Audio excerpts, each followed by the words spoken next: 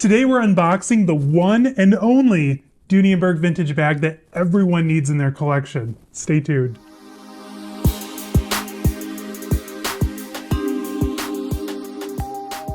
Hey guys, welcome in. If you're new to my channel, my name's Caleb. I post lifestyle and luxury related content, say that 5 times fast, every Wednesday, Friday, and Sunday. So if that's something you're into, which I mean low-key between us, I'm assuming it is, you're here, right? Go ahead and hit the subscribe button down below, give this video a thumbs up, say hi down in the comments, find me over on Instagram at caleb.snell.designer. And what are we discussing today? Well, 2 things. I found my Dooney Bourke Holy Grail vintage bag after searching for months, and I'm gonna say something. It's gonna be bold. It's a statement. I think this is the one bag that all vintage Dooney Bourke collectors need in their collection. Like, it is a must-have #1. You're like, Caleb, like, ooh, that's a bold claim, hot take. I know. Save space. I said what I said. If you've been following around with my handbag journey, you're gonna know that's like a roller coaster. We're all over the place. I love vintage YSL, Fendi, Louis Vuitton, Gucci, Hermès. I have a lot of stuff in my collection, but one thing that I really love collecting the most, like if we're being honest here, are my vintage Dooney Bourke bags, especially from the Essex collection. Now, you already know, I've had this for a minute. This is the large Essex in the color bone. That's what he said. Large Essex. I loved this one so much that I accidentally bought the medium Essex. I have a few. I have about 5 now in my collection of vintage Dooney Bourke all-weather leather bags. But like, none of them were like really like truly, aside from this beauty, truly a Caleb Snell style bag. And like, what is a Caleb Snell style bag that you ask? I love that about you. Stay curious. That one right back there. My Hermès Kelly. Give me a good vintage like top handle style. I'm like there 100, like the Peekaboo, the .com, my Hermès Kelly. That is like my #1 style of bag. So when I found this, the seed was planted. I was like, okay, do I like it? Do I not? This bag came in a couple of sizes, like which one do I want? I finally found it, you guys. It just came today. I am so excited to share it with you. Can you even handle it?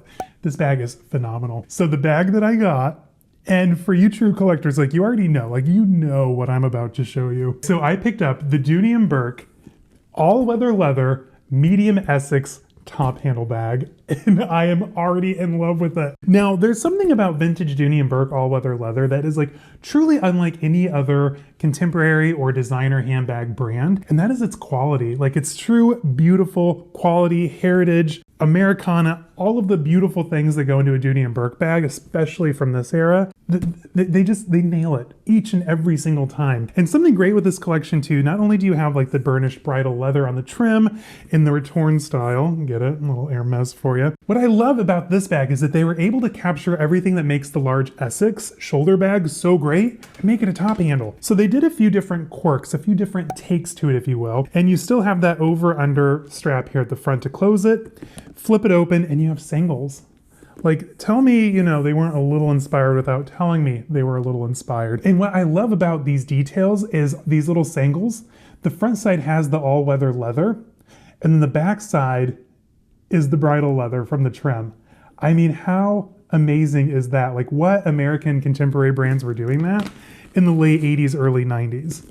Dooney Bourke was. What else I love about this bag, from the exterior, you have that beautiful Dooney Bourke all-weather leather duck here on the front.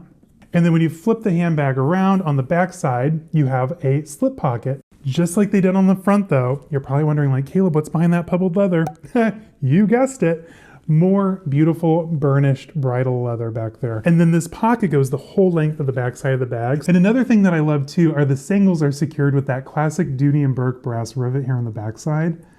Like, just the attention to detail is phenomenal. Also on the outside, of course, in true Dooney Bourke style, you have the 6 brass feet across the bottom. Quite frankly, you guys, like, this bag is 100% a vibe. Now, it came in 2 sizes. This is the medium. They also had a small. Now you think to yourself like, oh, the small's gonna be really small. Joke's on you. So it's not like nowadays where like a medium is like truly a medium and the small is like several inches smaller. There's literally a ½ inch difference between the length, the width, and then the height of the bag. ½ inch. Sometimes a girl needs a ½ inch. Anyway, now you're probably asking yourself, like, Caleb, what did such a gorgeous bag sell for back in 1991? Well, you'll be surprised. So I have it pulled up here. The medium size, which I have here, originally retailed for $330, and the small only retailed for $290. Like, granted, in 1991, that was a good chunk of money, not gonna lie. I mean, $330 is still what Coach bags were selling for about 3-4 years ago, so keep that in mind. However, this bag is truly stunning, you guys. It's a little bit smaller than my Hermès Kelly 35, so I'd say it's probably closer to like maybe the 28 centimeter size, maybe a little smaller. I don't know, it's super cute though. The handles were all hand sewn too, by the way, so you can actually see like the whip stitching that they did, and it is truly a phenomenal bag. Now let's get this unstuffed and I'll show you some of the inside, and they had some engineering feats to contend with this bag. It's pretty cool what they did. So with this bag, you have all the traditional Dooney & Bourke hallmarks, plus that amazing hand sewn top handle. This bag is truly a vibe, 100% approved. So once you get through the over-under closure, which is held in place by a solid brass buckle there. All the hardware on this bag is solid brass. What's really neat is some of the steps that they took to reinforce the bag. Underneath the leather here is a metal plate.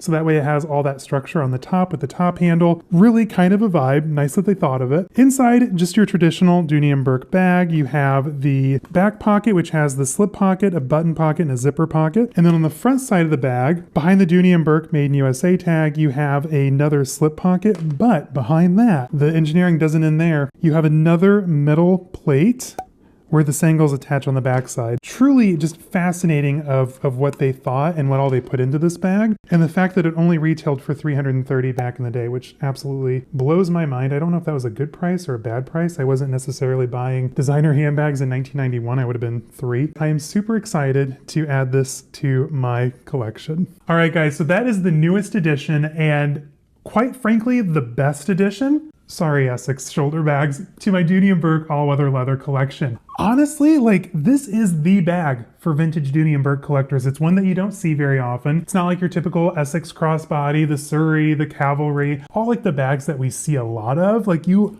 very rarely see these, and like to find one in like the colorway I wanted, the condition that I mostly wanted, I think it has been Dooney dunked. The flap's a little warped. I got it for a pretty decent deal. I want to say I maybe paid, I think they had it listed for like 125. I offered 100. They countered at 110. I was like, whatever, I just want the freaking bag. And I am so excited to switch into this and carry it around and just kind of, you know, check it out. Like, it's so different from the shoulder bags. So I'm really excited. If you're interested in seeing like a full-on review of this bag, like a what fits, my recommendations, how to style it, things like that, let me know down in the comments. I know that this is a very random, rare, one-off type of bag, so not a lot of people are probably looking for that information. But if you're like me, I get a lot of like my buying inspiration from YouTube. So let me know if that's something you want. Anyway, guys, thank you for joining me today. Until next time, stay safe, have fun. I'll see you guys in the next one. Bye-bye.